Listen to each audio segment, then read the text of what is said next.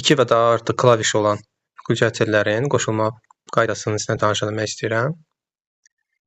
Deməli, korobkadan 0 birbaşa gedir işıqlara, lampalara. Sxemdə 2 lampa var, yəni bunun sayı daha çox ola bilər. 3, 5 və s. Faza isə gördüyümüz kimi gəlir birbaşa qülçətirə. Qülçətirdən paylanaraq lampalara gedir. Nümunə üçün göstərim. Belə bir qülçətirdir. 3 dənəli. Burada 2 dənə şurup yeri var. Bu divara bərkidilmək üçündür. Arxasında isə əsas diqqət yetiririk nəyə? Burada fikir versək, L yazılıb. Bu fazadır. Fazanı mütləq bura taxmaq lazımdır. L1, L2, L3 bunlar artıq müxtəlif xəttlərə, müxtəlif lampalara gedən işıqlardır.